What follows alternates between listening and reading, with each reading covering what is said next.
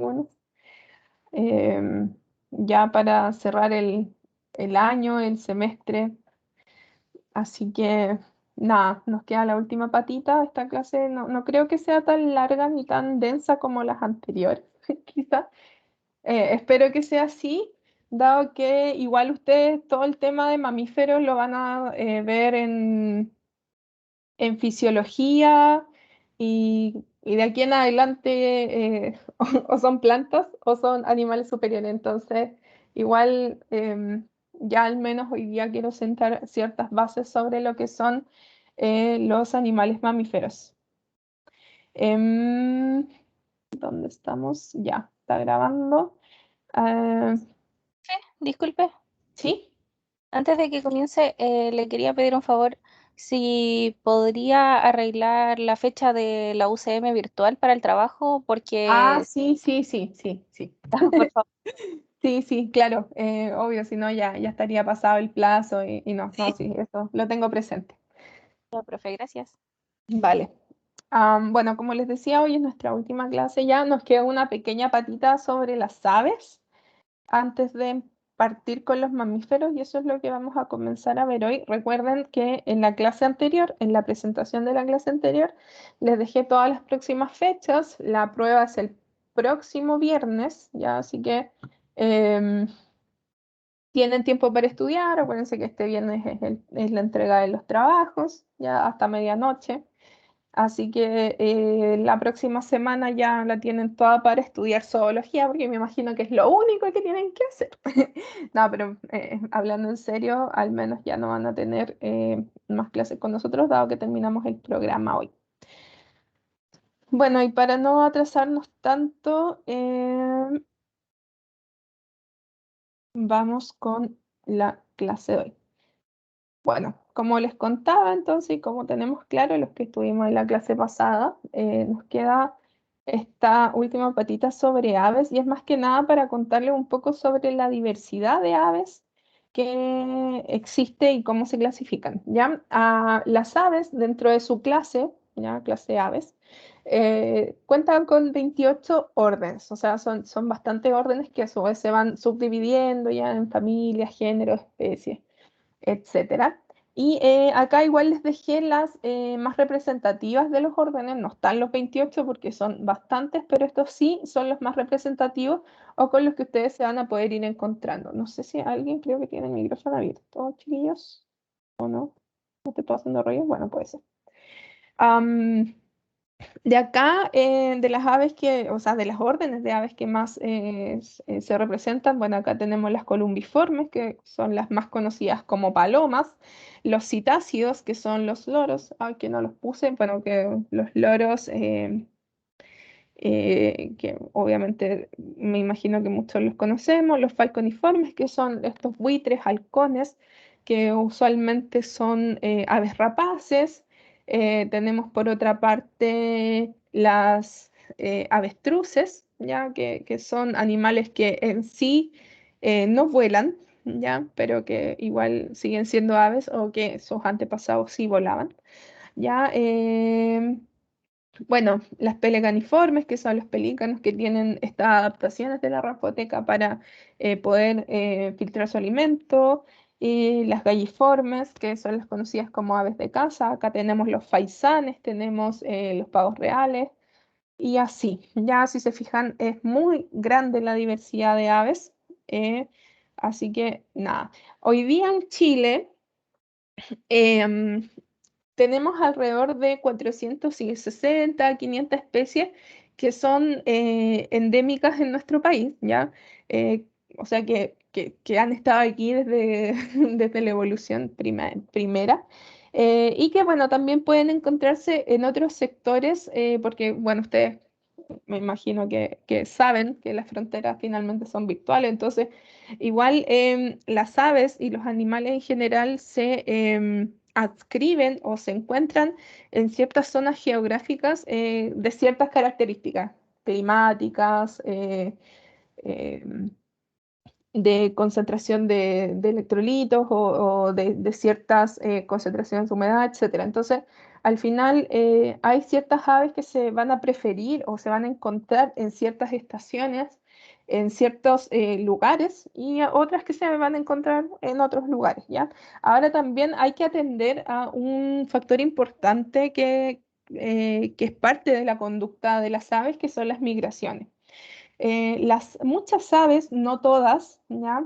Muchas aves son, si bien no son endémicas de acá, sí las podemos encontrar en nuestro país dado el fenómeno migratorio, ¿ya? Esto es muy importante, sobre todo desde el punto de vista de la salud pública, porque existen y ha habido casos de aves que han ingresado al país, a nuestra frontera virtual, ya lo sabemos, con ciertas enfermedades y tiende a provocar ciertos brotes de tales enfermedades en nuestras aves endémicas. Casos como más ejemplificadores y que quizás pueden conocer, tenemos, bueno, lo que es la influenza aviar, que es el virus de la H1N1. Y también otra enfermedad que se conoce como Newcastle. El virus de Newcastle es un virus que afecta principalmente al sistema nervioso central y que causa graves daños en salud pública. Hace unos años, no me acuerdo cuántos, para que le voy a mentir, hubo un brote de esta enfermedad que les cuento de H1N1 en planteles avícolas. Ya los planteles avícolas son donde se mantienen aves de producción para productos, valga la redundancia, tanto de huevos como de carne, ya que es como el principal eje productor para el que el ser humano utiliza las aves. Y cuando hay estos brotes epidémicos, lo que se hace es eliminar todo un plantel aviar, ya lo que genera obviamente costos económicos súper altos para los productores y bueno, también obviamente le cuesta la vida a estos animales. Y bueno, eso por una parte, el fenómeno migratorio, que es bastante interesante de estudiar. Y bueno, también decir que en Chile tenemos la concentración de alrededor del 5% de las aves del mundo, lo que es bastante grande. Entonces, dado este número, entonces sabemos que hay una gran diversidad de aves en nuestro país. Ahora lo que les quiero mostrar, chiquillos, es un poco los problemas que ha habido de acuerdo a lo que es la invasión del hábitat, no solo de las aves, sino que de los hábitats silvestres que tienen en peligro de extinción y con serios problemas de conservación a las aves que son endémicas en nuestro país, ¿ya? Estos problemas de conservación se deben principalmente a lo que es la amenaza antrópica, suena súper bonito, amenaza antrópica, y que finalmente si no se entiende el concepto, es la amenaza que ejerce el hombre sobre cierto territorio, ¿ya? O sea, nosotros como seres humanos somos los principales responsables de los problemas de conservación de las aves de nuestro país y bueno, del mundo también, lo sabemos. Dado que esta amenaza antrópica altera el hábitat de las aves de un animal, contamina estas áreas y esta amenaza antrópica también genera una alteración de las cadenas tróficas, o sea, de las cadenas de cómo los animales se van a ir alimentando o dónde van a ir viviendo. ¿Ya? Entonces, estos problemas de conservación principalmente están originados por el ser humano. Em, Ahora, las aves endémicas, como les digo, son las que habitan exclusivamente dentro de un territorio determinado, ¿ya? No es que la frontera como es virtual, de aquí para acá viven ciertas aves, de aquí para allá viven otras, no, sino que lo sectorizamos de acuerdo a sus características climáticas, principalmente. Bueno, acá hice un pequeño compendio de las aves más representativas de Chile, así que igual si les interesa el tema pajarístico, eh, los invito, si quieren, les puedo compartir una guía de aves endémicas que tengo, que es muy bonita y es muy ilustrativa y que muestra prácticamente todas las aves y está súper actualizada. Igual pueden encontrar ciertas guías en PDF en internet. No es que esta sea exclusiva, sino que a mí me gusta harto. Y también los invito a, si les interesa el tema de aves, a acercarse a ciertas ONGs que se encargan a la conservación de este tipo de especies. Ya, por ejemplo, pueden acercarse, creo que CODEF acá en Talca tiene un programa fuerte de conservación de aves u otros, ¿ya? Porque igual muchas veces se junta gente que le gustan las aves, yo nunca he ido, la verdad, pero sé que se hace y que se van a avistar aves a ciertos lugares donde son más fáciles de ver. Por ejemplo, acá en el Maule, un lugar muy concurrido para la gente que le gusta pajarear o que le gusta ver aves es la Laguna Torca, ya que está cerca del lago Bichuquén. Ahí hay un humedal bastante importante, bueno, lamentablemente por efecto antrópico también ha sido bastante intervenido y alterado, y ahí pueden avistar individuos de cisne negro, ya que viven en esa zona, de cisnes de cuello negro, perdón. Y bueno, otra diversidad de aves, dado que ahí está el mismo un parque o una reserva, no, bueno, parece que es una reserva nacional que se llama Laguna Torca y que también dentro de sus objetivos es proteger este tipo de fauna, ¿ya? Bueno, acá les muestro el águila chilena, ya que es un ave rapaz. Habita principalmente en las zonas de baja cordillera, en la zona central. Ya las águilas chilenas tienden a ser de un tamaño un poquito más grande de lo que puede ser un ave normal y no es tan fácil cuando se avista y cuando uno no tiene tanta experiencia, no es tan fácil diferenciarla de otros rapaces que se pueden encontrar que son más comunes como el aguilucho o el cernícalo, ¿ya? Que además que si ustedes son de campo lo deben ver que son unos pájaros que se sitúan ya y empiezan a planear por una zona y se quedan estáticos en un minuto, bueno, obviamente manteniendo siempre una distancia de la Tierra, y son las que van y bajan a alta velocidad para cazar a sus presas, ¿ya? En general las rapaces se alimentan obviamente de animales vivos, ¿ya? Principalmente pequeños roedores, em, pequeños reptiles o reptiles, igual en Chile no tenemos reptiles tan grandes afortunadamente, y también, bueno, principalmente pequeños mamíferos, pequeños roedores y algunos reptiles. Por otra parte, tenemos este pequeño pajarito que se conoce como cachudito, que es el Ainaretes parutus, y si se fijan, su ranfoteca nos dice que entonces puede que se alimente en base a ciertos insectos. Este cachudito es endémico de nuestro país, pero también es endémico de la isla de Juan Fernández, ¿ya?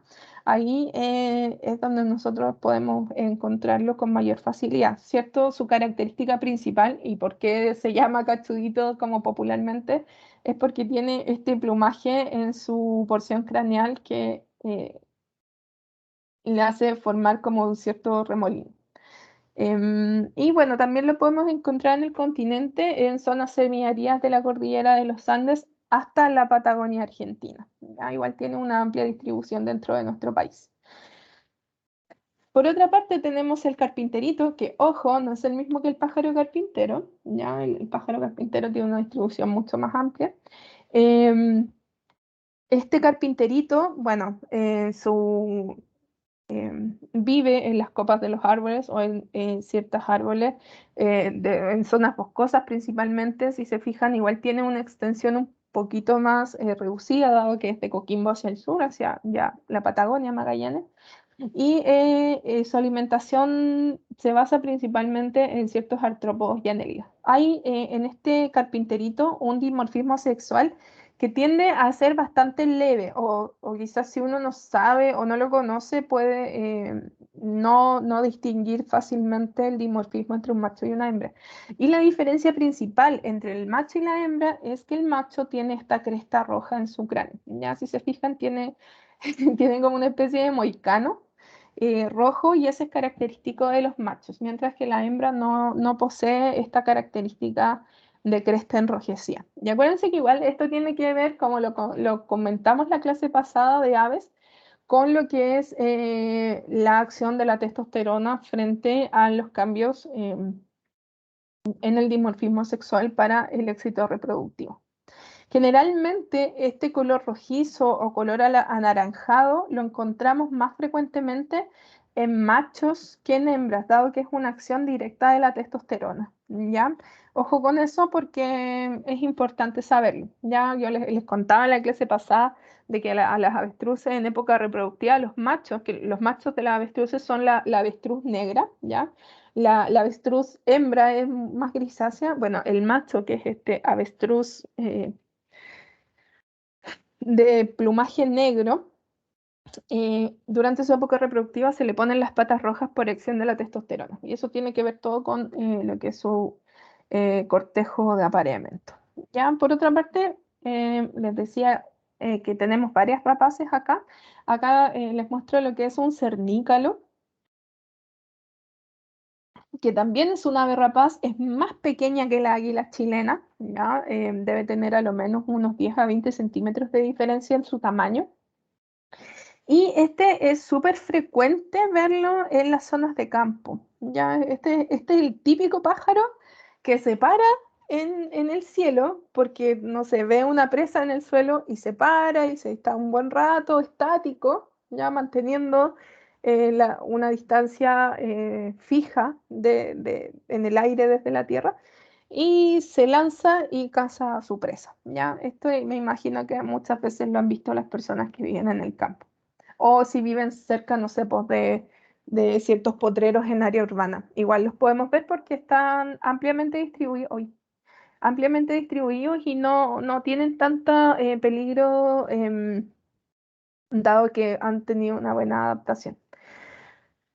Bueno, también se alimenta de ciertos roedores, de algunas aves más pequeñas, ¿ya? Y de algunos anfibios y reptiles. Acá me van a decir, pero profe, ¿cómo se va a alimentar de un anfibio? Sí, acá está la Pleurodema taul, que si se acuerdan de la clase de anfibios, este sapito de 4 ojos, que es bastante frecuente divisarlo en ciertos humedales. Entonces, hay una alta disponibilidad de alimento para este animal, entonces tiene una gran presencia desde el punto de vista de población. Bueno, por otra parte tenemos el chuncho, ¿ya? El chuncho también es endémico de nuestro país, es a diferencia del cernícalo, del águila chilena o del aguilucho, este es un ave rapaz que es nocturna, ¿ya? Muchas veces los chunchos u otras especies se confunden N con las lechuzas, ¿ya? Pero no son lo mismo. También se confunde bastante con lo que son los tucúqueres, que son otras rapaces nocturnas, pero básicamente todas comparten una morfología similar, habiendo ciertas diferencias en sus plumajes que nos permiten reconocer, por ejemplo, un chuncho de una lechuza o de un tucúquere, ¿ya? En este caso les estoy mostrando una rapaz nocturna que lo conocemos como chuncho, que es, bueno, si alguien es de la U lo debe conocer porque es como el emblema del club deportivo de la Universidad de Chile, ya, así que además que hay algún chuncho por ahí que lo conoce. Principalmente, este animal habita ciertos bosques, llanuras y cordilleras que están hasta los 2000 metros sobre el nivel del mar. Y bueno, nuestro emblema nacional, que es el cóndor, es una de las aves o es el ave más grande del mundo, ¿ya? Nosotros lo podemos encontrar en zonas cordilleranas e incluso eh, desde la precordillera hacia arriba a veces podemos divisar ciertos cóndores, aunque igual el cóndor está en un grave peligro de extinción. No sé si se acuerdan que hace algunos años, o no sé si saben, quizás no, que hace unos años en la cordillera, en el área fronteriza, se administró creo que fue un pesticida, ¿ya? Y que mató a más de 50 cóndores, así de una, porque alteraron su ambiente por efecto antrópico. Y no es que necesariamente se encuentre en peligro de extinción gracias a esa acción, pero esas son una de las, o sea, un parte de las acciones que alteran el hábitat de estos animales y que los ponen en peligro. Esa vez me recuerdo que murieron un montón de cóndores a causa de este efecto antrópico. Así que a cuidar nuestras especies endémicas. Bueno, el cóndor es un animal carroñero, al igual que los buitres, ¿ya? O los jotes, que el patrón de vuelo en general de los carroñeros es bastante similar, dado que una vez que detectan que hay un animal muerto y en proceso de descomposición, comienzan a rodear la zona de manera circular, ¿ya? Desde un círculo que es amplio hasta que se va reduciendo a un círculo más pequeño, y ahí es donde los cóndores o las carroñeras en general bajan a comer, ¿ya? Entonces, este patrón de vuelo del cóndor y de las rapaces tiende a ser bastante característico. Si ustedes alguna vez ven algún tipo de carroñero o algún ave haciendo vuelos de tipo circular que cada vez se van reduciendo, ahí van a cachar al tiro que es un carroñero. Bueno, el cóndor habita en zonas cordilleranas, desde la precordillera arriba, y se tiende una amplia extensión. Si bien es endémico de nuestro país, también lo podemos encontrar desde la zona norte de Estados Unidos hasta la Patagonia, hasta Magallanes, hasta los sectores más recónditos de nuestro país. Es un ave preciosa.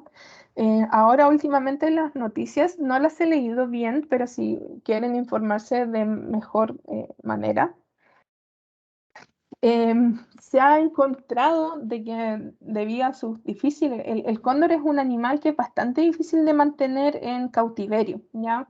Es bastante difícil de conservar en cautiverio y siempre hay problemas de conservación con los cóndores cuando están en cautiverio por procesos de rehabilitación, etc. Pero bueno, hace un tiempo atrás salieron casos de hembras cóndor que no habían tenido contacto con ciertos machos que fueron capaces de empollar y nacieron polluelos a partir de estos ovocitos no fecundados. Y no sé por qué se dio eso, pero tal vez se postula a que puede ser una adaptación evolutiva.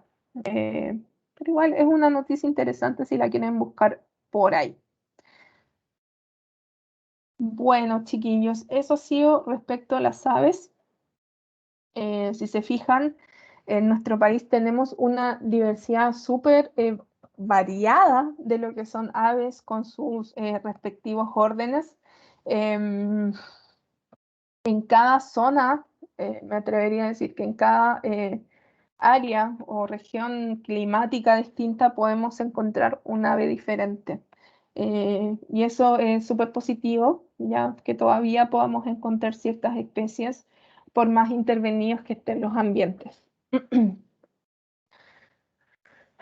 Bueno, los mamíferos.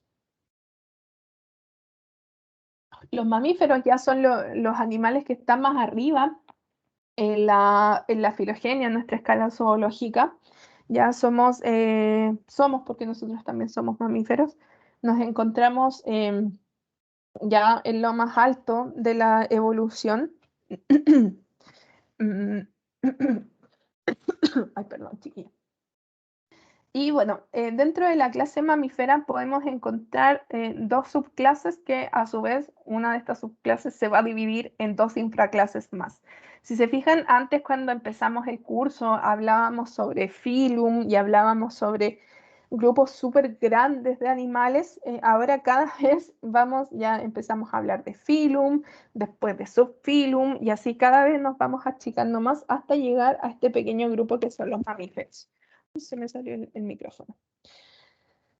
Bueno, de esta clase mamalia, ya de estos mamíferos, entonces vamos a encontrar la subclase Prototeria, que se caracterizan por ser mamíferos ovíparos.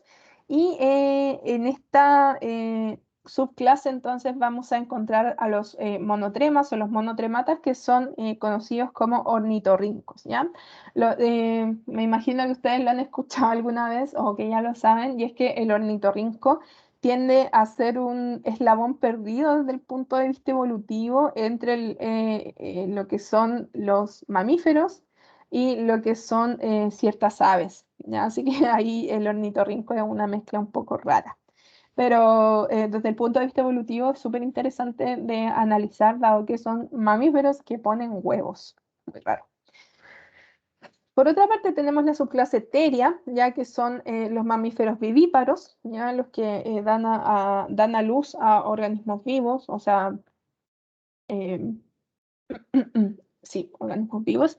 Y en esta subclase entonces vamos a tener una infraclase que es la infraclase Metatheria, que son los marsupiales, y la clase Euteria, que son los animales placentados, ¿ya? Así entonces es como se divide esta clase mamalia, y es como lo que vamos a ver principalmente hoy. La infraclase Metatheria, entonces, como les contaba, son estos mamíferos que son marsupiales, que están provistos de un marsupio o bolsa marsupial, en la que su placenta, entonces, va a ser de tipo coriovitelina, en donde el individuo, el embrión, eh, va a estar dentro de este útero materno, pero el contacto entre el corion y el útero va a ser bastante superficial. Y una vez que alcanza cierto desarrollo este embrión, ya no va a seguir desarrollándose en el útero, sino que va a migrar hacia la bolsa marsupial y es ahí donde va a completar su desarrollo. Dentro de los grandes representantes de esta infraclase tenemos, bueno, a los canguros, que son los más conocidos, a, a los koalas, ¿ya? Y a las zarigüeyas, y también acá en Chile tenemos a las yacas. Y también este animal que también se consideraba marsupial porque ya se extinguió, que este es el lobo. No me acuerdo cuál era el nombre, pero es un tipo de lobo. Bueno, no me acuerdo ahora el nombre, chiquillos, pero bueno, este animal ya lamentablemente también por efecto antrópico está extinto. Acá les dejo una pequeña imagen o esquema de cómo se configura una placenta coriovitelina, ya donde hay solamente un contacto superficial entre el corion, que es el que va a alimentar al, al embrión, ya el que le va a dar los nutrientes necesarios, y el útero, ¿ya? Mientras que tenemos la clase Euteria, que son los mamíferos que presentan una placenta verdadera, ¿ya? Y esta placenta va a ser de tipo coriolantoidea, o sea que hay un estrecho contacto entre el corion, ya que es esta estructura que va a alimentar entonces al embrión, y el feto, ya han dado que se une esta placenta con el corion en distintas protuberancias que son vascularizadas, y es por ahí donde se realiza el intercambio de nutrientes. Esto es importante conocerlo porque va a depender mucho del tipo de placenta, entonces cómo se van a ir desarrollando los animales. Tenemos grandes representantes de estos grupos, ya estamos nosotros como seres humanos o como primates no humanos, y primates humanos y no humanos. Tenemos a los roedores, que vale decir que los roedores son el grupo representante más grande de los mamíferos, ¿ya? Creo que son 1800 especies de roedores, más o menos. Bueno, también tenemos al armadillo, que también es como un eslabón perdido dentro de nuestra evolución. Y bueno, los cetáceos, que aquí tenemos grandes representantes como las orcas y ballenas. Y bueno, acá pueden ver un pequeño esquema de cómo entonces el corion y el útero finalmente se unen para alimentar a este pequeño embrión que está aquí adentro. Bueno, veamos un poco lo que es esta escala evolutiva, ¿ya? Este mono que quizás ya estamos aburridos de verlo a estas alturas del año. Y si se fijan, entonces por aquí nosotros comenzamos a existir, ¿ya? Donde empezaron a ver ciertos mamíferos con piel, ¿ya? Y también hubo desarrollo de ciertas glándulas. Desde aquí, entonces, es que nosotros comenzamos a existir, ¿ya? Acá tenemos estos primeros mamíferos, ¿ya? Que es el Bacillus, perdón, que es considerado el primer mamífero. Luego ya encontramos a estos monotremos, que son los ornitorrincos principalmente. Y bueno, luego los marsupiales y por último entonces los mamíferos placentarios conocidos como euterios, que de ahí derivamos todos nosotros. Bueno, ¿de dónde venimos entonces? Los mamíferos se ha demostrado que venimos de los terápsidos endotérmicos, ya que eran algunos dinosaurios que contaban o que ya tenían pelo como parte de sus características. Esto data, chiquillos, de hace ya 150 millones de años. Los mamíferos entonces fuimos un grupo dominante durante el periodo Cenozoico de la Tierra, ¿ya? Y nuestra característica distintiva, o una de nuestras características distintivas, es que tenemos un tegumento cubierto de pelos y provisto de glándulas, ¿ya? Que son ciertas glándulas especializadas.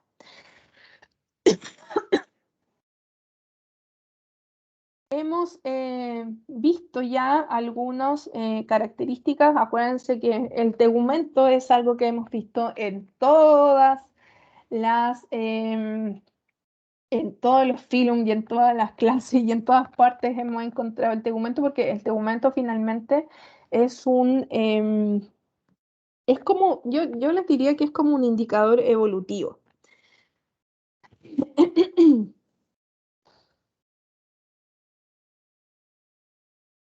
Entonces, este tegumento ya, ay, no sé qué dice, chiquillo, ayuda. Ah, se me apretó un botón, disculpen.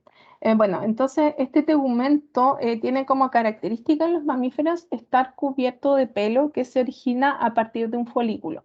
Y también este tegumento cuenta con una cutícula exterior que es provista de escamas. Pero ustedes me van a decir, pero profe, si las escamas desaparecieron en las aves. Sí, sí, desaparecieron en las aves. Pero estas escamas con las que cuentan los mamíferos son hechas o están conformadas de epitelio cornificado, ¿ya? Que se va entonces desprendiendo de la piel. Ya no son escamas gruesas ni mucho menos, pero que sí son células, entonces son ciertas células muertas que van quedando en el tegumento y que entonces van a tener como característica principal o como función principal proteger la piel. Otra característica, como les contaba, es el pelo. Algunos de los pelos, ya de esta estructura queratinizada que son los pelos, se han modificado para especializarse en determinadas funciones. Por una parte tenemos las vibrisas que tienden a ser sensoriales, ¿ya? Algunas espinas o espículas que tienden a ser defensivas, por ejemplo en el puercoespín o en los erizos. Y también tenemos otros pelos que pueden ser protectores, como en este caso las pestañas. Y entonces dentro del pelaje de un animal podemos encontrar dos tipos de pelo, las que se denominan borras, que van a ser pelos densos y suaves con función aislante, que se conocen principalmente como la primera capa de pelo o el subpelo del animal, ¿ya? No sé si alguna vez han cepillado a sus perros, si es que tienen perros, y ven que les sale un pelito que es mucho más delgado al pelo que está más superficial.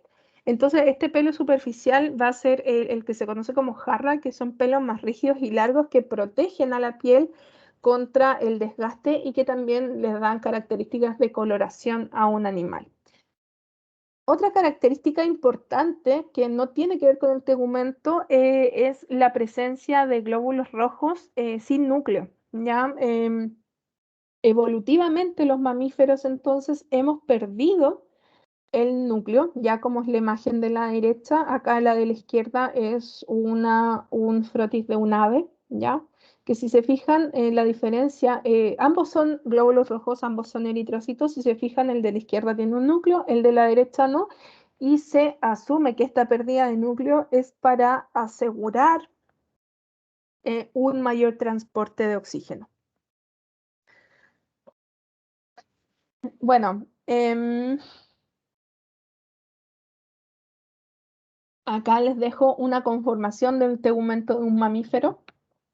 Si se fijan, podemos encontrar tres grandes porciones divididas. Por una parte tenemos la hipodermis, donde encontramos, bueno, tejido adiposo, podemos encontrar vasos sanguíneos y glándulas sudoríparas, que son las glándulas principales de la hipodermis. Ya en la dermis vamos a encontrar otras estructuras como, bueno, en la hipodermis, si se fijan, también encontramos el folículo piloso, la papila de pelo, ¿ya? Y en la parte de la dermis vamos encontrando los músculos erectores del pelo, ¿ya? Que son em, estimulados, ¿ya? A través del tacto o de ciertos cambios ambientales. Y también en la dermis podemos encontrar, bueno, seguimos encontrando algunas arteriolas, algunas vénulas pequeñas, ya cada vez con menos irrigación.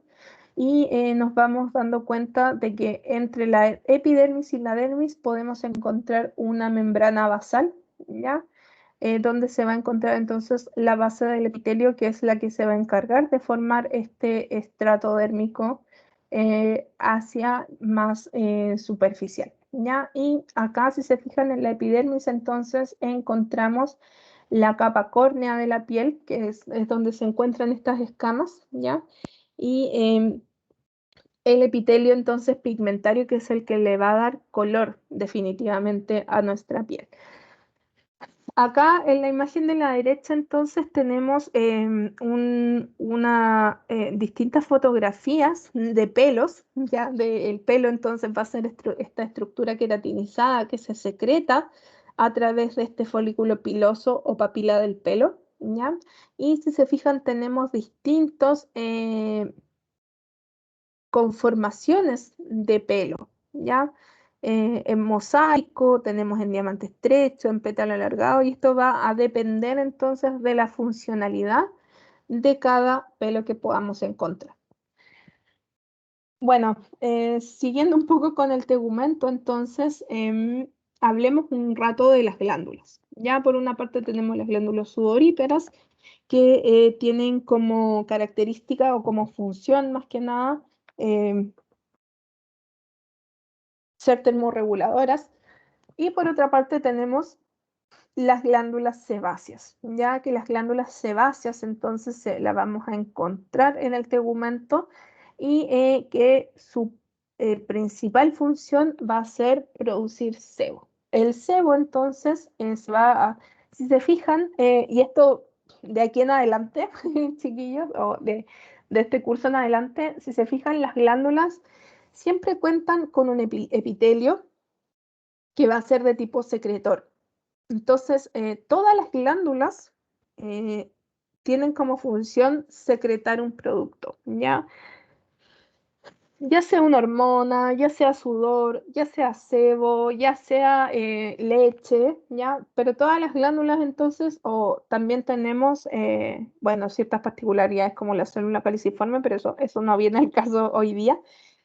Pero si se fijan, entonces las estructuras glandulares siempre son similares, porque tenemos entonces este epitelio celular, ¿ya? Donde están estas células secretoras, y un lumen donde se va a acumular entonces el producto de estas células secretoras. Y bueno, las glándulas sebáceas también están asociadas a lo que es el folículo piloso, ya dado que por ahí también es donde va a salir el sebo que va a proteger a la piel. Y bueno, del tegumento también tenemos otras derivaciones que son las formaciones córneas como los cuernos, las uñas y el pico en el caso de los monotremas, de los ornitorrincos. Ya, Glándulas sudoríparas, entonces, chiquillos, no están propiamente tal asociadas al folículo del pelo, pero si se fijan, hay glándulas sudoríparas que pueden ser independientes del folículo piloso o también salir por el mismo lumen del folículo piloso. Su principal función, como les decía, entonces, es realizar termorregulación, o sea, cuando, no sé, pues cuando uno hace ejercicio o cuando uno suda además, no sé, por ansiedad, empieza a sudar y entonces este sudor va a salir por estos poros de la piel y también no solo se va a eliminar calor, sino que también vamos a eliminar agua y además de agua vamos a arrastrar electrolitos. Entonces las glándulas sudoríparas, si bien nos van a regular nuestra temperatura para poder liberar calor, ya por otra parte también vamos a eliminar algunos electrolitos a través de ellas. Hay dos tipos, ay, qué tonta. Hay dos tipos de glándulas, sorry por ese lapsus. Em, por una parte tenemos las glándulas ecrinas, que son glándulas que en algunos... ya, ¿por qué? ¿Por qué esta diferencia? Mejor partir por ahí. Porque hay animales que no tienen glándulas sudoríparas en su piel, sino que tienen glándulas sudoríparas en ciertos lugares de su anatomía, ¿ya?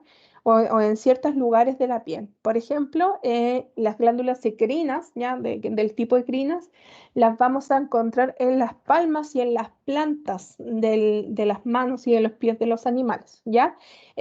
Por ejemplo, los perros, los caninos y los felinos tienen este tipo de glándula sudorípara, ya en sus patas. Mientras que las glándulas apocrinas son las que podemos encontrar en la región cutánea, en la piel, en región axilar y en el pubis y en otras partes también.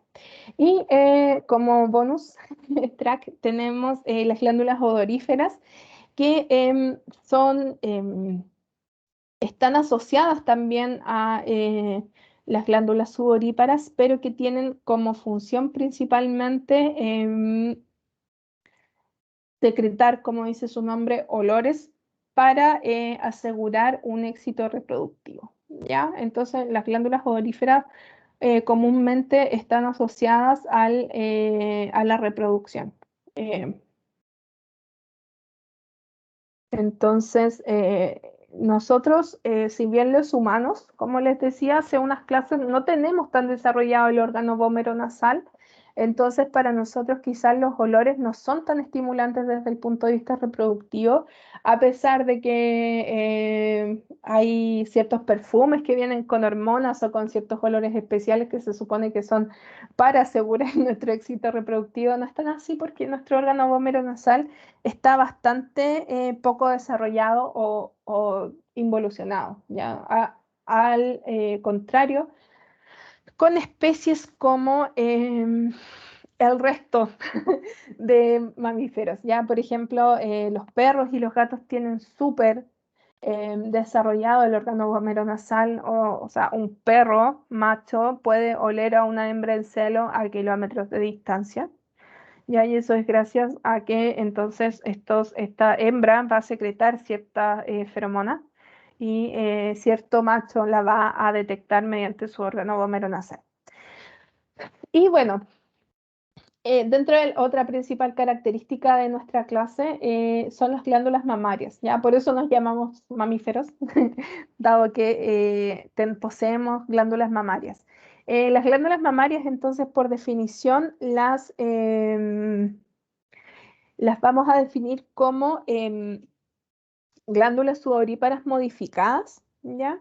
Que van a estar presentes en machos y hembras, mientras que solamente las hembras tienden a ser funcionales, dado que son las hembras las encargadas entonces de alimentar en los primeros estados de vida a las crías, ¿ya? Y estas glándulas mamarias para la producción de leche, entonces, ¿qué es lo que producen? Están condicionadas a ciertas hormonas, ya que se dan durante la gestación de las hembras mamíferas, Por un lado tenemos la prolactina que va a estimular la producción de leche y por otra parte tenemos la oxitocina que va a provocar que la leche finalmente baje y podamos alimentar a nuestra cría.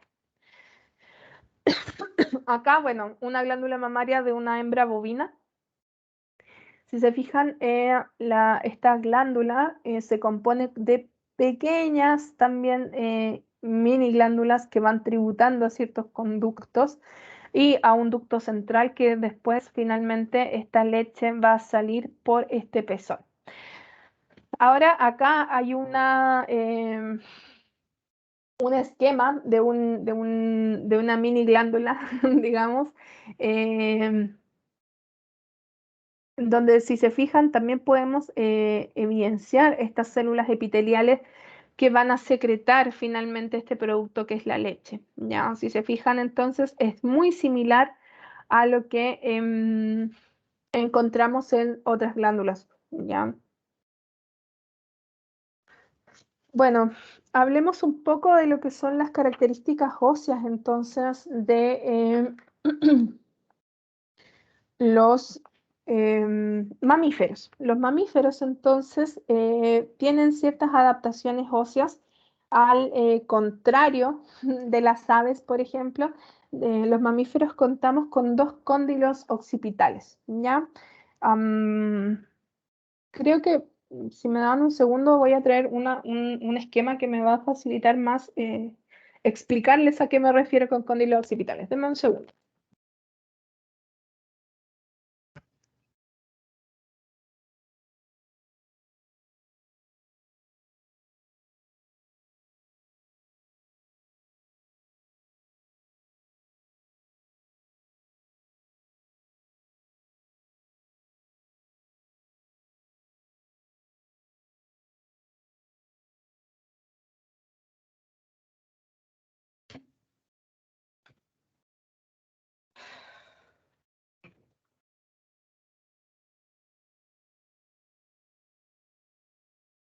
A ver.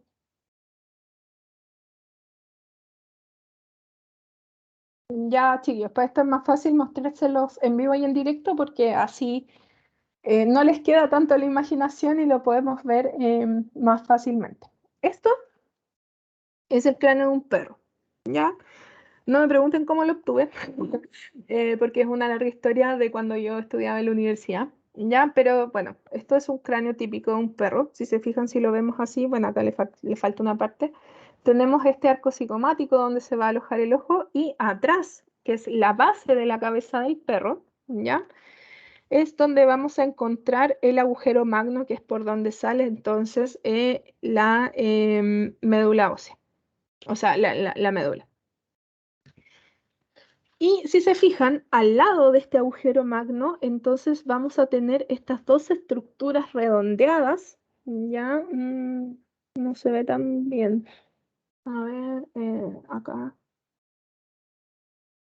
aquí en la cámara.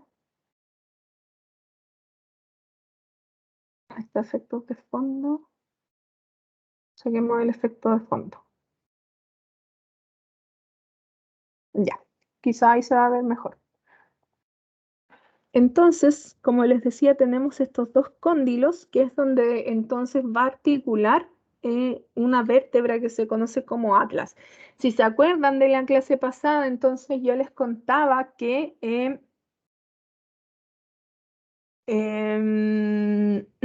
las aves tenían solamente un cóndilo, entonces le permitía, si se imaginan, acá está el atlas, que es la primera vértebra. Las aves tienen un movimiento mucho más mayor que lo que puede ser un cráneo con dos cóndilos, ya dado que estos cóndilos van a permitir entonces a un mamífero mover su cabeza, pero no tan ampliamente como en el caso de un ave, dado que no podemos tener esa visión en 360 grados que tienen las aves, dado a que entonces tenemos estos dos cóndilos occipitales, ya para que no se los imaginen más y puedan ver finalmente para que puedan tener entonces esta imagen en sus cabezas cuando tengan fisiología. eso era lo que les quería mostrar. Sigamos entonces con las estructuras óseas o las características óseas entonces de los mamíferos. Como les decía, entonces su cráneo cuenta con dos cóndilos occipitales. Acá lo que está marcado en rojo en estos dos cráneos es el hueso occipital del cráneo. Arriba tenemos un cráneo común de un perro, que es como el que les acabo de mostrar. Ya el mío está más averiado. Y abajo tenemos el cráneo de un bovino, de una vaca comúnmente.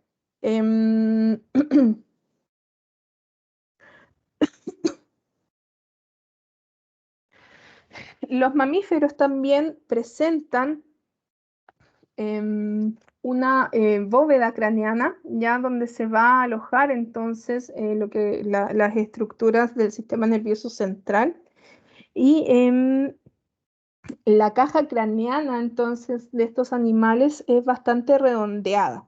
Entonces, este cerebro y este tejido cerebral entonces va a estar rodeado de esta caja cerebral se compone de huesos. Si se fijan, todo lo que se marca en distintos colores son distintos huesos que van a estar unidos entre sí, ¿ya? Aquí, si se fijan, hay uniones por suturas irregulares, ¿ya? O sea, como uniones irregulares que pueden cerrarse, ¿ya? O que se cierran definitivamente en individuos adultos, ¿ya? Acá si se fijan, bueno, tenemos el occipital, tenemos, bueno, acá el arco cigomático, el occipital que articula entonces con el hueso temporal, y así. Tenemos entonces en los cráneos de los mamíferos una diversidad ósea que se une entre sí por estas articulaciones de tipo sutura. Pero obviamente no todos los huesos están unidos de esa forma. Por ejemplo, el hueso que está marcado en amarillo lo conocemos como hueso mandibular o mandíbula, o lo que comúnmente le llaman la mandíbula de abajo, pero es erróneo nombrarla de esa manera, dado que la mandíbula de abajo se conoce como mandíbula, mientras que lo que conocen como mandíbula de arriba es lo que se conoce como maxila o hueso maxilar, ¿ya? Y la maxila, bueno, está compuesta por varios huesos, pero los que se ven acá entonces en celeste es el hueso premaxilar y hueso maxilar, ¿ya? O sea, que si le dicen mandíbula de arriba, chiquillos, corríjanlo porque no se llama así, se llama maxila. Entonces, como les decía, estos huesitos en general están unidos por suturas que se pueden cerrar cuando los animales son adultos. No sé si alguien de ustedes tiene guaguas, pero en las guaguas, en los bebés, es súper común ver todavía el cráneo separado, ya que después de un tiempo entonces se junta para cerrarlo completamente. Em, la región anterior, o sea, la región más hacia rostral o más cerca de los dientes, entonces va a contar con aberturas nasales, ya con ciertas fosas nasales y con grandes órbitas que van a proteger a los ojos, ya que es lo que les mostraba como hueso cigomático y que está marcado acá en azul. Y hacia abajo, entonces, de esto vamos a encontrar el hueso palatino o paladar duro. Entonces, por fuera del cráneo, que es la imagen que les estoy mostrando acá, vamos a encontrar las órbitas que están protegidas por este arco cigomático. Atrás, en la parte occipital, entonces esta parte roja que se muestra en la imagen, vamos a encontrar el hueso occipital con su agujero magno de donde emerge entonces la célula, o sea, la médula, perdón, espinal que se va a comunicar con el encéfalo. Y bueno, en cada lado entonces vamos a tener estos cóndilos. Por otra parte, la mandíbula inferior está conformada a cada lado por un hueso, ¿ya? Esta mandíbula es un hueso, la mandíbula del otro lado es otro hueso, y que también entonces va a contener dientes que en los mamíferos son heterodontos, o sea, los dientes son distintos entre sí, entre un mismo individuo, ¿ya? Y van a depender también la conformación dental y las fórmulas dentales según la alimentación que lleve cada especie. La mandíbula entonces se va a unir al cráneo mediante esta articulación que está entre el hueso mandibular, que está en amarillito, acá en el bovino se nota mejor, y el hueso temporal, formando la articulación temporomandibular, que es la ATM. Esta articulación en humanos es, eh, es bueno, la que nos permite comer, hablar, etcétera, pero también es la que nos permite hacer la bolsa a causa del bruxismo, ¿ya? El bruxismo es esta alteración nerviosa que nos permite o que nos va a hacer apretar los dientes y que finalmente nos va a terminar haciendo polvo nuestra pobre articulación temporomandibular. Por su parte, entonces, la columna vertebral le va a dar un sostén firme al cuerpo y va a proteger la médula espinal. Ya recordemos que la columna vertebral deriva de la notocorda. Y en los mamíferos, la fórmula vertebral es bastante similar entre una especie y otra. Ya en los mamíferos es bastante común, o en casi todos los mamíferos vamos a encontrar 7 vértebras cervicales, que las cervicales son las del cuello, mientras que en el tórax, que es donde, bueno, todos conocemos la porción torácica, está compuesta por 13 vértebras. Y la zona lumbar entonces va a estar compuesta por 7 vértebras lumbares y las vértebras sacras, que el sacro es un huesito que está unido, entonces que es parte de la pelvis, va a estar compuesta en general por 3 vértebras sacrales unidas entre sí. Y también tenemos vértebras caudales o coxígeas, que son las que forman la cola. Ya los animales mamíferos en general tienden a tener una cola larga y vertebrada.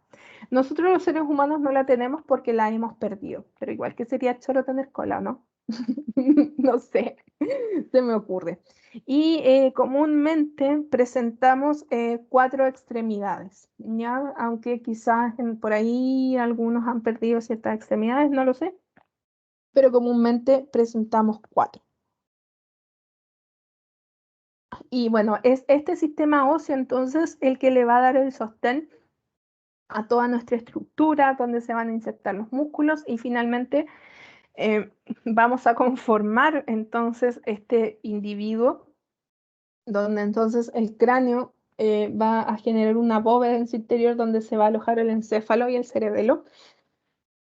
Y tenemos otra cavidad que si bien no es tan cerrada como la cavidad craneana, también tenemos esta cavidad torácica que si bien no es tan hermética, nos va a permitir entonces alojar 2 sistemas principales, uno es el sistema respiratorio y el otro es el sistema circulatorio. También en algunas especies de vertebrados, de mamíferos, hay ciertos órganos que involucionan. En este caso tenemos el timo. El timo es un órgano que es de la parte de los órganos linfoides, ¿ya? De los órganos de defensa y también de drenaje. Y el timo es una estructura que no todos los animales tienen, ¿ya? Por ejemplo, los humanos tenemos un timo, los primates tenemos un timo, mientras que en los carnívoros, comúnmente en los perros, no existe, ¿ya? O sea, existe en individuos adultos, pero como un vestigio. Mientras que en los cachorros de perros sí podemos encontrar un timo desarrollado que a medida de que el cachorro va creciendo, entonces se va perdiendo. Ahora, ¿qué hora es? Chiquillos, hagamos un pequeño break. Volvamos a las 6:10. Bueno, profe, pero ¿puede Gracias. subir el PPT en alguna parte, por fin? Vale, lo dejo acá en el chat. Ya, Perdón, profe, gracias. al tiro.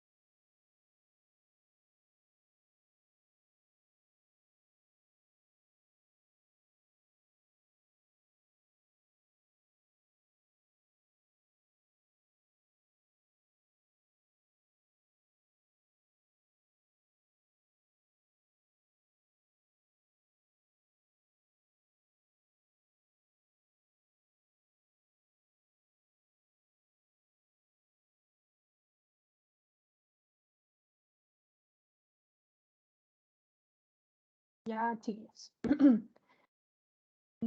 Aquí.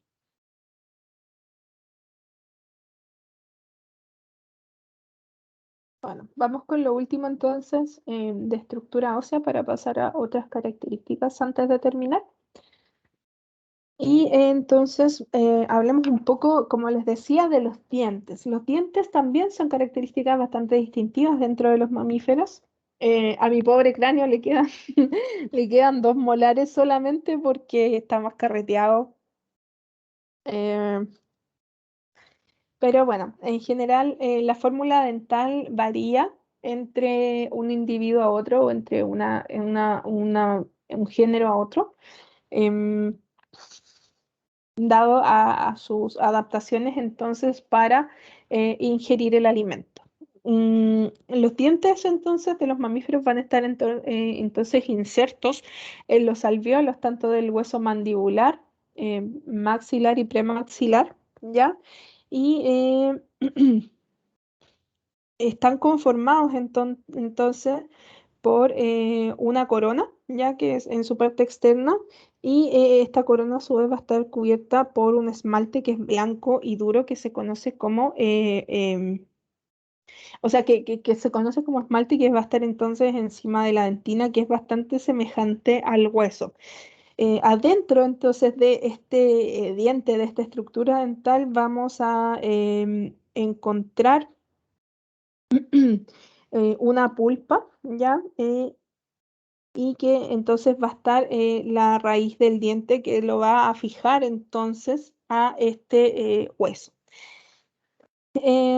Todos los dientes en conjunto van a formar la dentición y su número se va a expresar mediante una fórmula dentaria em, que va a ser variable entre una especie a otra. Por ejemplo, en los gatos tenemos, esto es para un lado, ¿ya?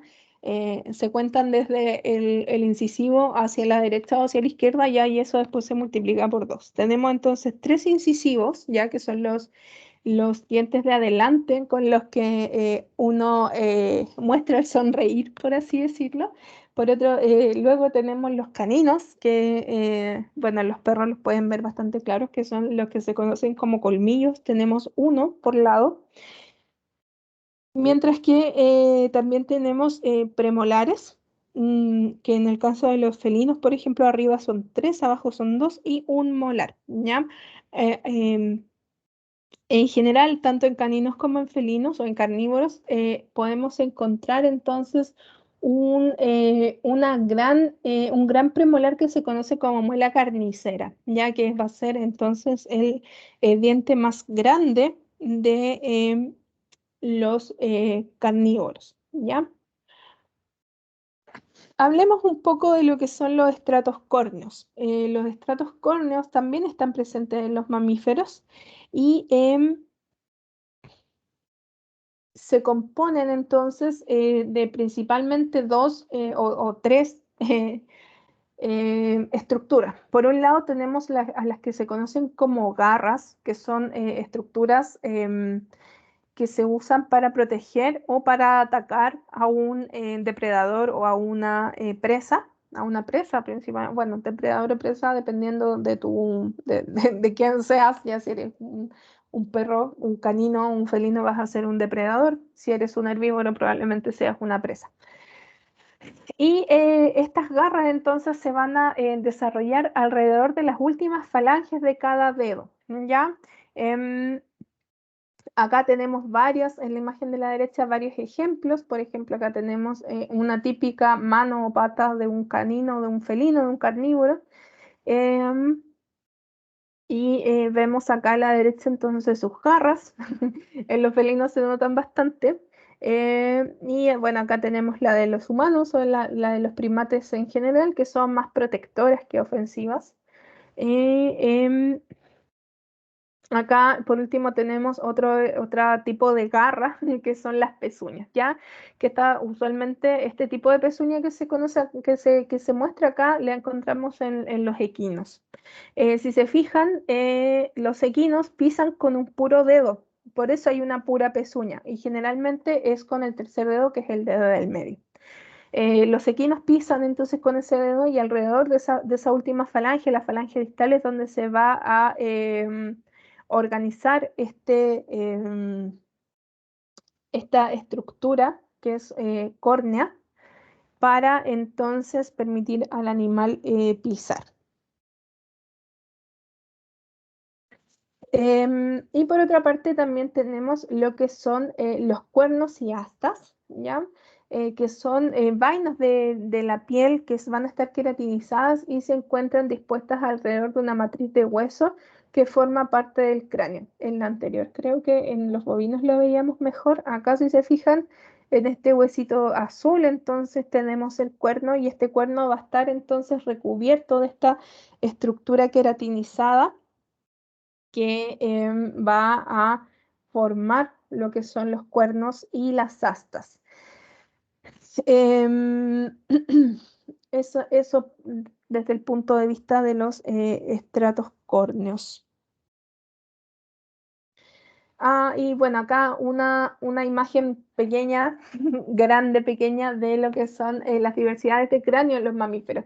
Si bien todos los mamíferos tenemos una configuración craneal similar, como las que les mostraba yo anteriormente en ese esquema, también tenemos grandes variaciones entre una familia u otra, ¿ya? Por ejemplo, bueno, acá al medio tenemos nuestro insectívoro primitivo y acá en rojo tenemos a los carnívoros, ¿ya? Por un lado los perros, o el lobo en este caso, que es el Canis lupus, que es muy similar al perro. Los felinos, en este caso un Felis catus, que es un gato, ¿ya? De ahí van habiendo ciertas subespecies, ciertas especies diferentes. En verde tenemos a los herbívoros, que si se fijan, no tienen un gran desarrollo de sus caninos, pero sí tienen un gran desarrollo de sus premolares y molares, porque eso les va a permitir entonces moler el alimento antes de ingerirlo. Y bueno, también acá tenemos cráneos de ciertos omnívoros, como es el jabalí o en general los cerdos, y los humanos o los primates. Y acá tenemos el cráneo de un papión. Y por otra parte tenemos esta conformación craneal de los piscívoros, en este caso representando ese grupo tenemos al delfín. Ya este es el cráneo entonces de un delfín, en donde todos sus características entonces le van a permitir comer peces principalmente. Veamos un poco otras características entonces de los animales mamíferos. Por un lado, tenemos en el sistema circulatorio un corazón tetracameral que ya lo habíamos conocido en las aves, ya lo habíamos visto, no es tanto el cambio, aunque sí tenemos otras estructuras, ya este es un corazón humano. Em, Y bueno, desde el punto de vista del sistema circulatorio, como les contaba al principio, nuestros glóbulos rojos van a diferir entonces de los mamíferos, van a diferir entonces de los demás vertebrados por ser de tipo redondo, bicóncavos, o sea que tienen como un huequito al medio y no tienen núcleo, ¿ya? Em, el corazón entonces, tiene 4 cámaras, lo vamos a encontrar en la cavidad torácica cerrado o cubierto, ¿ya? Este corazón dentro de lo que es un saco pericárdico y con estas 4 cavidades. Entonces, 2 atrios o aurículas que les conocen y 2 ventrículos. Entonces, por un lado tenemos el corazón virtualmente que lo dividimos en un corazón izquierdo y en un corazón derecho según el tipo de sangre, entonces em, que aloja cada lado. Ya, por ejemplo, en la parte derecha del corazón tenemos toda la sangre venosa, o sea, la sangre que retorna hacia el corazón, mientras que en el otro lado tenemos la sangre arterial que viene desde el pulmón ya oxigenada, rojita y sale, miren, si se fijan, acá llega desde la vena pulmonar hasta hasta la aurícula izquierda, luego pasa entonces al ventrículo y del ventrículo entonces pasa a la aorta y la aorta es la que distribuye al resto del cuerpo. Ya acá tenemos el arco aórtico, que es esta dobladura, esta aplicatura de la aorta del que van a salir entonces los principales vasos que van hacia la parte craneal del cuerpo, ya principalmente hacia la cabeza, y bueno, de la aorta entonces hacia atrás, que va en íntima relación, en estrecha relación con la columna vertebral, se van a ir desprendiendo otras arterias para llegar a irrigar entonces los grandes órganos y ahí se van a ir dividiendo cada vez más, esta arteria hasta llegar a lo que es un simple capilar. Mientras que entonces el sistema venoso va a estar formado por un par de venas yugulares, ya que son las venas que van a llegar desde la parte craneal del animal, que van a proceder de la cabeza, y las subclavias que vienen de las extremidades anteriores y también de la vena cava. ¿Ya? Las cavas son entonces las que traen desde la parte de la cola hacia arriba, hacia el corazón, entonces la sangre venosa. Así es un poco como funcionan los corazones tetracamerales. Por otra parte, tenemos, ay, no les puse el esquema, pero bueno, se los debo. Tenemos lo que es el sistema respiratorio. El sistema respiratorio es bastante similar a lo que es en las aves, aunque sí tiene ciertas particularidades. Ya el aire entonces va a entrar por las aberturas nasales que se conocen como narinas y va a pasar por un laberinto de huesos ya que se conocen como conchas nasales que están sobre el paladar y que tienen un epitelio mucoso. Y esto lo que va a hacer es que va a hacer que va a limpiar y calentar el aire entonces que va a llegar finalmente a nuestros bronquios. Em, Luego, este aire sigue su recorrido y pasa a lo que es el paladar blando y ingresa a la tráquea, a la laringe y después a la tráquea. Y la tráquea entonces de los mamíferos no es como en las aves que es un tubo completo, sino que la tráquea de los mamíferos es en forma de U. Ya es un cartílago con forma de U y que el resto de lo que le falta para completar la O arriba está compuesto por un músculo de tipo liso. Luego de eso, la tráquea continúa hacia el tórax, ya la tráquea comienza en la entrada del tórax. Y esta entonces se va a ir dividiendo, va a ingresar hacia los pulmones, se va a dividir en los bronquios que posteriormente entonces se van a subdividir en los alveolos, que es donde se realiza el intercambio gaseoso, ya donde entonces el aire provee de CO2 al eritrocito y el CO2 a cambio no se, o sea, el aire entonces va a proveer al eritrocito de oxígeno y en cambio el eritrocito a cambio nos va a entregar el CO2, ¿ya? Los pulmones, que son los que permiten este intercambio gaseoso, no funcionan por sí solos y funcionan de manera distinta que en las aves, ¿ya?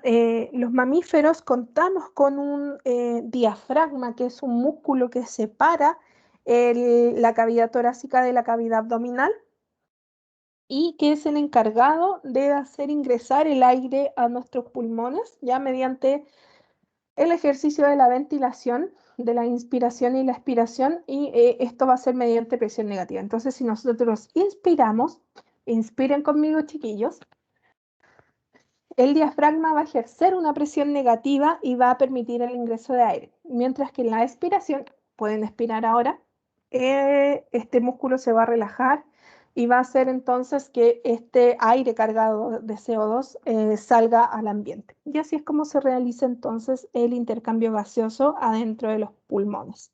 Importante considerar el diafragma, ¿ya? Como músculo principal para permitir la ventilación. Mientras que desde el punto de vista de la excreción, nuestro principal órgano excretor entonces van a ser los riñones, que los mamíferos están situados en la región lumbar.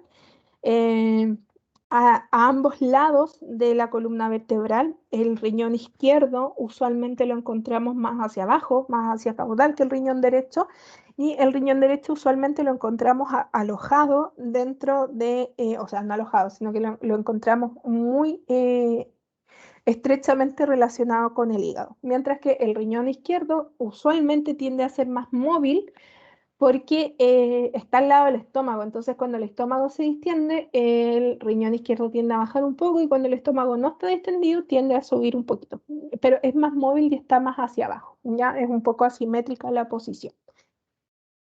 Em, entonces, nuestro riñón es de tipo metanéfrico, que está dividido entonces en pequeños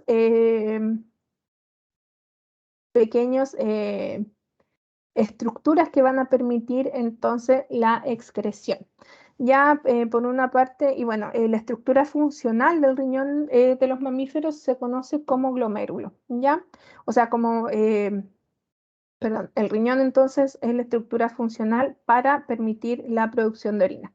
Y tienen estas pequeñas entonces redes dentro de cada riñón, que se conforman entonces por estos glomérulos que filtran toda la sangre que les llega. Y es ahí entonces donde se produce el filtrado de la sangre, y es donde entonces se va a convertir finalmente en orina esta sangre que se filtra. Entonces se extraen los metabolitos que se van a convertir finalmente en orina junto con el agua, ¿ya? Uno de los grandes compuestos entonces de la orina de los animales es el agua y, bueno, los electrolitos que contiene. Y finalmente, esta orina se va a acumular en un cáliz, acá al medio, ¿ya? Y va a salir desde el riñón por un uréter, ¿ya? Entonces, en esta pelvis renal, en estos cáliz que van a tributar entonces a esta pelvis, van a salir los uréteres que posteriormente van a llegar a la vejiga, y que finalmente esta orina va a salir por la uretra, ¿ya? Em, Eso desde el punto de vista fisiológico, ya que en fisio lo van a ver mucho más profundo. Y bueno, mamíferos en Chile, hay una gran diversidad de mamíferos en nuestro país, dado que hay alrededor de 170 especies nativas endémicas de nuestro país, de Chile. Y acá les dejo algunos representantes. Principalmente encontramos en zonas terrestres y en zonas marinas, a excepción de los murciélagos, que son mamíferos que pueden volar, que son los quirópteros, ¿ya? Pero acá en nuestro país también encontramos una gran diversidad de especies, y incluso pudiendo encontrar ciertos marsupiales, como lo es el monito del monte que está acá. Es uno de creo que es el marsupial más pequeño del mundo. Hace un tiempo, no sé no sé si ustedes ven noticias, chiquillos, la verdad, pero hace un tiempo se robaron de un centro de conservación unos monitos del monte, y se sospecha que fueron para tráfico. El monito del monte tiene un programa muy importante de conservación, dado que está en peligro de extinción, y que también es como deber civil casi protegerlo, dado que es el único marsupial que podemos encontrar en Latinoamérica. Por otra parte, tenemos representantes de los felinos endémicos de nuestro país. Tenemos el puma con color. En este caso, acá el que les muestro es un gato andino, ¿ya? Que si se fijan es súper bonito en general, y que también está en peligro de extinción. Por otra parte, acá tenemos un chungungo, que es un mamífero marino, un pudú, ya que es un herbívoro, ya y también está en peligro de extinción, y acá un piuchen, que es un murciélago, un quiróptero endémico de nuestro país. Eso, chiquillos, por hoy. Em, ay, y lo último que les quiero mostrar, o que quiero que nos quedemos con esto, es con esta imagen que ya creo que la habíamos conversado anteriormente, de que el ser humano no existe solo, sino que coexistimos con diferentes especies, con diferentes sistemas, con diferentes biomas. Y voy a dejar de grabar porque esto ya no es parte de la clase, ya es como para las 3